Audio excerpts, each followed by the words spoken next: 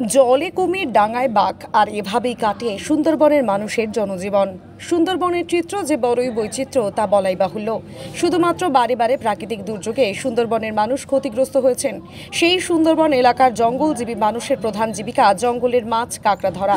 আর এমনভাবে সুন্দরবনের গভীর জঙ্গলে মাছ কাঁকড়া ধরতে গিয়ে বন্যপ্রাণীর, বিশেষ করে সুন্দরবনের রয়্যাল বেঙ্গল টাইগারের মুখে পড়তে হয়। এমনই এক ভয়ঙ্কর বিচিত্র কাহিনীর কথা শোনালেন সুন্দরবনের মাছ কাঁকড়া ধরতে জঙ্গলের খাঁড়িতে গিয়ে মাছ ধরতে গিয়ে বাঘের মুখে পড়ে উত্তর চব্বিশ পরগনা জেলার বসিরহাটের সুন্দরবন অঞ্চলের শামসের নগরের বাসিন্দা নূর হোসেন কাজী।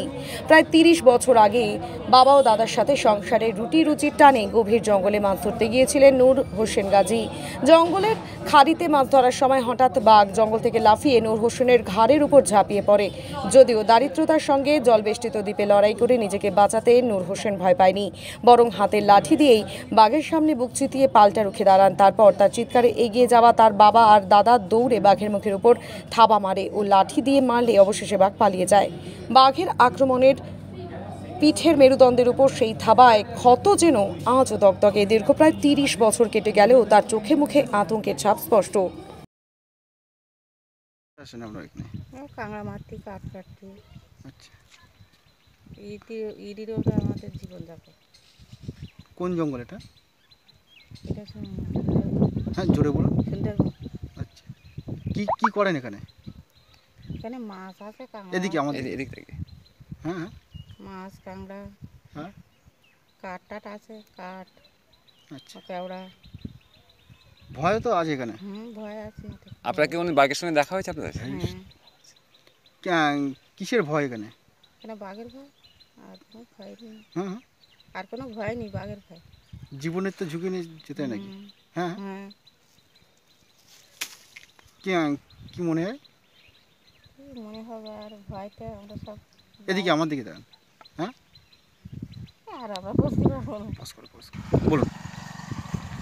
আমরা এইভাবে জীবনযাপন করে কাঁকড়া, মাছ, বনের আরও ফলমূল খেয়ে আমাদের জীবনযাপন। জীবনের তো একটা রিস্ক থেকে থাকে এই বাঘের ভয়। রিস্ক থাকে বাঘের ভয়তে। দেখা হয়েছে বাঘের সাথে কোনোদিন? আমরা বাচ্চাবার দেখেছি। কীভাবে? আমরা দেখেছি ওই খাঁচায় ধরলো আর এই জালের কানাতে যায়। আচ্ছা, একদিন ওই মাঠে দেখিলাম, এই মাঠে। তখন তো একটা ভয়ের আতঙ্ক। হ্যাঁ, তখন ভয়, মানে বন্দুক নিয়ে সব গুলিগলা করলো।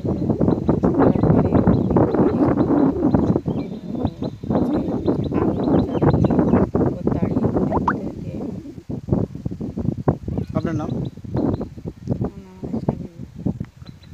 কি হলো? আমরা নিচে নালার ভিতরে কাজ করছিলাম আর মাছ খুঁজছিলাম আমি।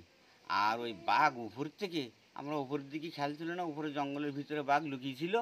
হঠাৎ জাম দিয়ে পড়লো, পড়ে সে বিরাট একটা বিকট মূর্তি নিয়ে আমার গার পরে এসে পড়লে সঙ্গে সঙ্গে দাদা আর বাবা ছুটে গেল, গিয়ে বাঘের গায়ে আঘাত করে আমার দাদা আঘাত করার পরে বাঘ ছেড়ে দেয় আমাকে।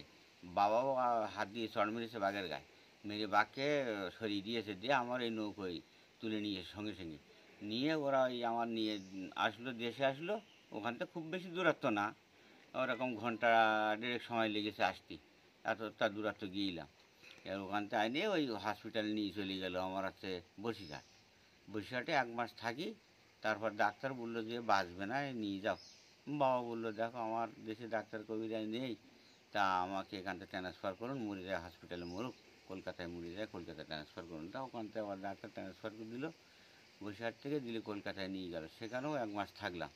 থাকার পরে লাস্টে ডাক্তার বলল যে তোমাকে বাঘে খাওয়া ভালো ছিল। ওনারা দেখা পরীক্ষা নিরীক্ষা করার পরে বললো তোমার বাঘে খাওয়া ভালো ছিল। কিন্তু স্যার আমি তো বেঁচে আছি, তা আমাকে এত বড় কথা বলছে, আমি তো মরিনি, বেঁচে আছি। তা বলছে দেখো তোমার বেঁচে থাকাই সার্থক, তুমি যতদিন বাঁচো মরবা না, বেঁচে থাকবা, তা তোমার বেঁচে থাকাই সার্থক। তুমি কোনো কর্মের ক্ষমতা থাকবে না, তোমাকে কে দেখবে, তুমি যতদিন বাঁচবে কোনো কিছু করতেই পারবে না।